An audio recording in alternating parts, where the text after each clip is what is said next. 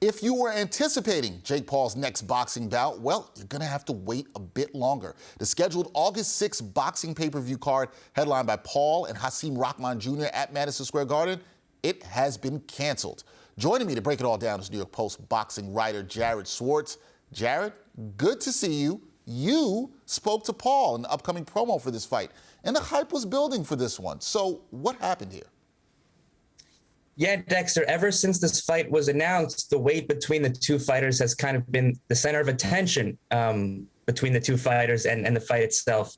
Hasim Rahman was taking the fight on short notice after Paul's first opponent, Tommy Fury, had to withdraw since he couldn't get into the United States from England. Look, Rahman's a much bigger guy than Paul. He's a heavyweight. He's the son of a former heavyweight champion.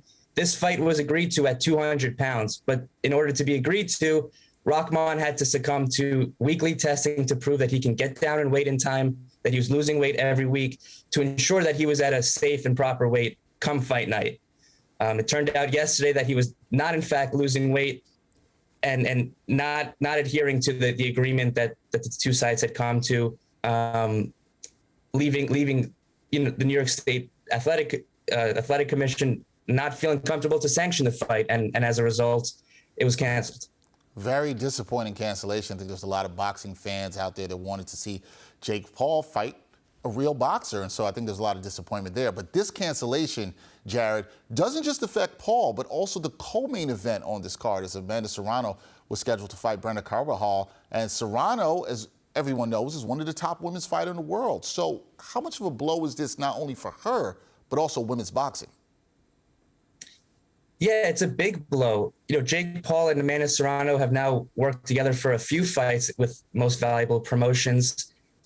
He was looking forward to, Jake Paul was looking forward to that part as much as his own fight, in terms of being a promoter, promoting Amanda Serrano, seeing her on the big stage in Madison Square Garden.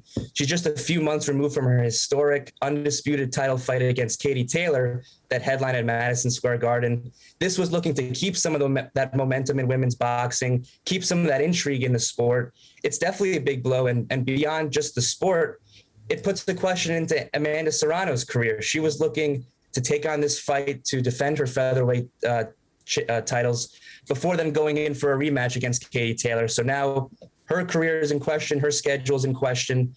It's a big blow for everybody involved on the card. Yeah, absolutely a big blow for everyone involved in the card. So last thing, after evaluating all of this, Jared, Paul and Serrano, they're the big draws in this card. Does this card get done at a later time, or do some of these fighters move on to new opponents here?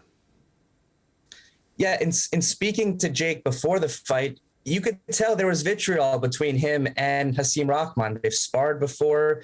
They had a relationship. They traded barbs at the introductory press conference. They've posted things on their social media accounts to each other. So there's definitely vitriol, but it doesn't seem like the weight can work between those two fighters, or that Rahman wants the weight to work. But look, like you said, this was going to be the first professional boxer that Jake Paul has fought. He's fought former UFC stars, former NBA players, internet influencers. He's obsessed with proving that he belongs in boxing, that he's a legitimate boxer, that this is his sport.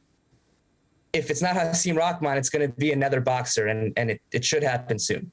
Should happen soon. Everybody's waiting to see that. We will see what the challenge is next for Jake Paul and also Amanda Serrano and all the other boxers that were on that card. That is Jared Schwartz. He's a boxing writer for the New York Post. Jared, thanks for breaking it all down for us. We appreciate it. Thanks, Dexter. Always a pleasure.